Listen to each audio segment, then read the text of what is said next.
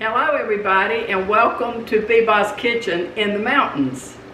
I am at my cabin in Franklin, North Carolina, along with my son and his wife and two of my granddaughters. And so right now it's just me, Ruthie, and Ellie that are here. Matthew and Heather have gone into town, but I am going to cook a roast for our dinner tonight, and I want to share with you the way that I cook my roast. So I'm going to start by showing you a list of ingredients, but first I want to give you just kind of a sneak peek of my little cabin.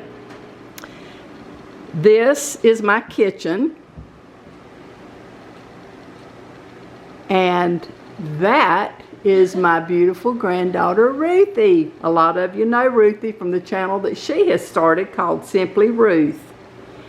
This is the living room area. You can see all the animal heads. My husband killed those, and so we brought them here and put them up. And this little worm in the chair is my Ellie. Tell them hi, Ellie. And of course you all know Pepper. And there is Lily Bell. She is trying to get some rest, aren't you, Lily? Okay, this is the little dining area. It's a small cabin. We have upstairs there is a loft that has several beds, and so we can sleep quite a few people here at the same time. But anyway, I don't know where Paisley has gotten off to. There's my Paisley. Paisley, can you say hi to the camera? No, she's resting. Okay, I'm going to get started with my roast. As you can tell, I don't have my mic with me up here. I really did not plan on recording a video, but I want to give you the list of ingredients. I have a chuck roast, an onion, gold Yukon potatoes, carrots, pepper, salt, and self-rising flour. Okay, the first thing that I'm going to do is to season my roast. I just salt and pepper it, and so I want to season this. I will be browning this in some vegetable oil. Now, I did rinse my roast off. I always rinse my meat, so I have done that.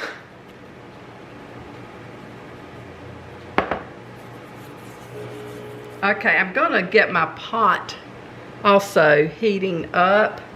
I'm gonna add some vegetable oil in the bottom of my pot just so that I can brown my roast a little bit. This will also create my gravy.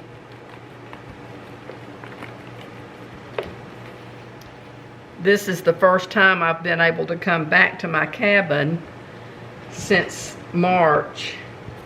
I had my breast surgery, my breast cancer mastectomy in June, and I had come up in March and brought my lawnmower. My neighbor is so wonderful to me. He keeps my grass mowed for me so that I don't have to come up here every other week. And I bring the lawnmower and leave it for him, and I brought that, and I've not had the opportunity to come back until now. But we're only here for like the weekend.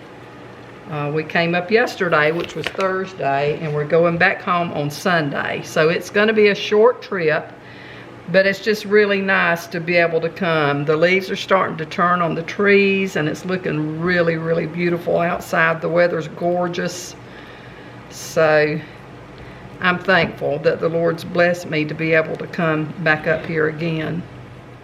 Okay, when my oil gets a little bit hotter, I will put my roast in and just brown this on each side. Okay, I'm going to place my roast in and let that start cooking a little bit. While this is cooking, I'm going to get my potatoes peeled and ready. So when it's time for me to put those in, I'll have them ready to go. And so I'll be back in just a few minutes. Okay, I'm gonna turn this.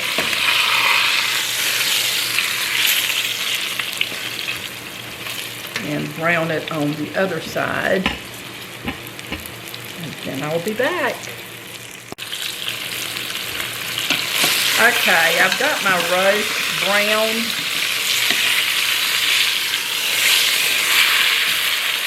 So now I'm gonna add a little bit of flour. I'm gonna take my roast out. Add some flour to my oil and make a gravy, and then I will cook my roast in it. Well, let me get something different.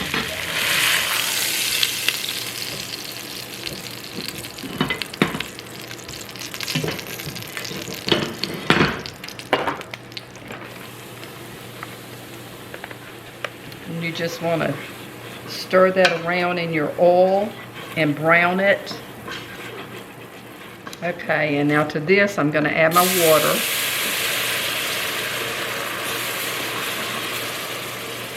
If your gravy is not as brown as you want it to be, you can add kitchen bouquet. This is not as brown as I want it to be, not as deep of a tone. So this is the kitchen bouquet. You can add this to your gravy, but you need to do it sparingly because it doesn't take very much of it. So I'm going to add a little bit and give that a stir and see the difference it makes. And I mean, a little bit goes a long way. I don't want my gravy to be too dark, but I do want it dark enough that you can tell you've got gravy when you serve it over your rice or whatever you're serving. I'm going to add some salt now and season this along with some pepper. Just season it to your own personal taste. Okay, and now I'm going to put my roast back in, and I will turn my heat down to a medium-low, and I'm going to let this simmer for probably, I'll let it cook for maybe an hour and a half to 2 hours. I want it to simmer slow so that it just really cooks that roast so that it's nice and tender, and you can practically just cut it with your fork. So I will be back when it's time to add my vegetables. Okay, my roast has been cooking for quite a while. See that nice gravy? Doesn't that look really good? Oh, that's gonna be so good. So now I want to add my carrots first to this and let those cook. They take a little longer to cook than the potatoes do. Okay, I'm gonna let those carrots cook for a few minutes, and then I will be back and add my onion and my potatoes to that. So I'll be back. While my roast finishes cooking, I just want to show you this cabbage. I bought this cabbage up here. It's a place called Osage Farms, and they grow all kinds of vegetables. They grow these cabbage there on their farm. They are huge. Look at this. I don't know what it weighs, but it's humongous. $2.25. I can remember years ago when Eddie and I first started coming up here, when we first built our little cabin, there was 75 cents a head, or you could buy a 50-pound bag for $7.50. But they're now $2.25, but still, if you bought this in the store, because they sell it by the pound, oh my gosh, probably be $5 or $6. But anyway, I'm gonna cut a portion of it, and I'm gonna prepare this. I will steam it to go with our roast that I'm making.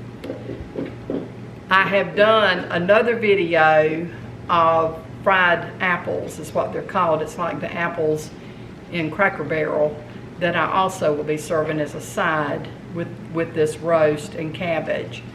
But I've done that in a separate video. But I just wanted to show you this cabbage.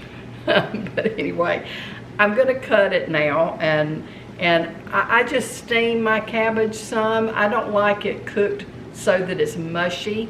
I like for it to have just a little bit of crunch to it. And so I'm going to prepare part of it. I will not be doing this whole cabbage. My word, that's enough to feed a whole family of 12. But anyway, I will cut and do part of it. So I'll be back. I will show you the way that I cut my cabbage up. I just do it so that it's cut fine. And just put a little bit of water in my pot. Salt and pepper, and a little bit of olive oil, or if you want vegetable oil or avocado oil or bacon grease, whichever you want to use, just to give it a little bit of seasoning. And now I will take this and cut it into smaller pieces. I'm sure all of you know how to prepare cabbage, but anyway, I just thought I would show you the way that I do mine. Okay, I like it cut, like I said, in fine pieces. And then I will put just a little bit of water in the bottom of the pot. I don't know if you can tell how much water that is. It's not very much. It's about, I don't know, 3/8 of an inch in my pot. Just enough that it will give a good steaming. I will add this to the pot, and then I will cut the rest of this that I have sliced off here. It won't take, once my water comes to a boil with my cabbage, maybe 5 minutes or so. Because like I said, I don't want to cook it until it's mushy. That gets my cabbage all cut. And look how much, just with a small slice off of that huge thing. That's plenty of cabbage for me and Matthew and Heather and the 2 granddaughters. See that? Okay, and now to that I will add some salt and pepper and a little bit of olive oil. I'll bring this to a boil and put a lid on it. Let it steam for just a few minutes, and then it will be done. In the meantime, my carrots have been cooking for about 15 minutes. So those are getting tender. And so now I'm gonna add, I might need to add a little bit more water to my gravy. And now I'm gonna add my potatoes and my onion to this. I have peeled and quartered my potatoes. And so I will add these. Okay, I'm just gonna slice my onion.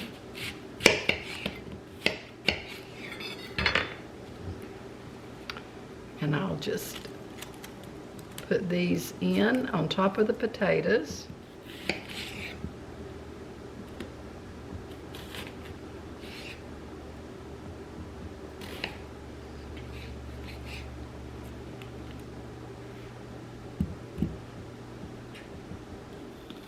I tell you, I'm not sure if it's arthritis in my hands right in here. I have this lump. I think it may be a ganglion cyst, but my hands are really giving me a fit about trying to put any pressure with my thumbs and wrist.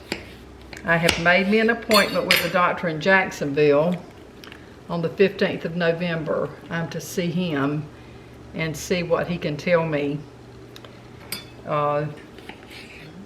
possibly what's going on with them.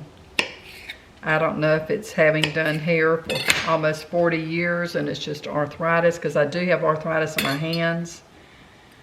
But anyway, it just seems to be coming one thing after another with me.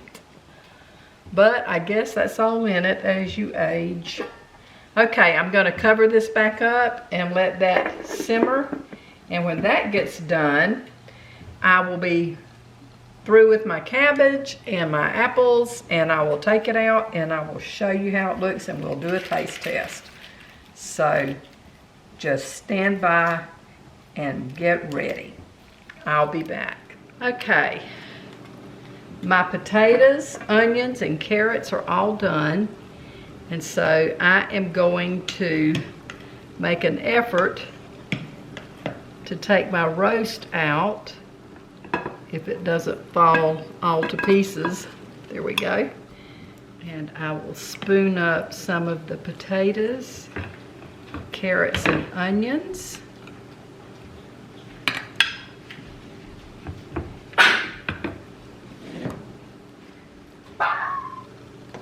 Okay, the roast potatoes and carrots are taken up.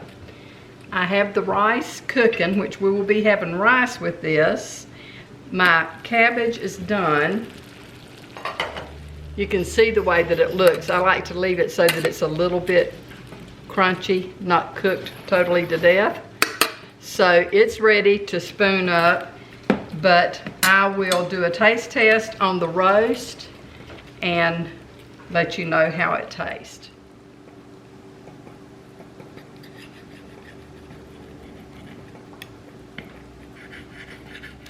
This smells really, really good. My family has just come back in. They've been on an adventure. Ellie was looking for snails, and all she found was empty shells. So, they've come in hungry. And she told us we couldn't talk.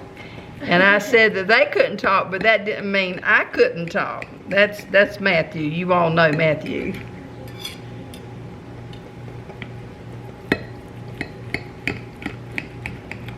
Okay, that's sliced enough that I can do a taste test for you.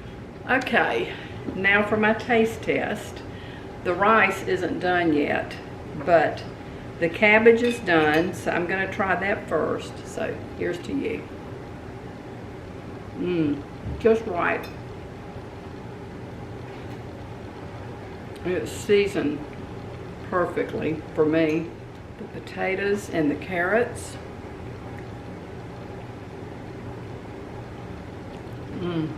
They're so good.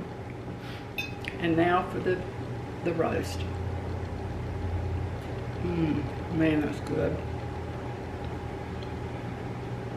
It hits the mark. These are my fried apples that I made. I posted a separate video about these, but I want to try those too.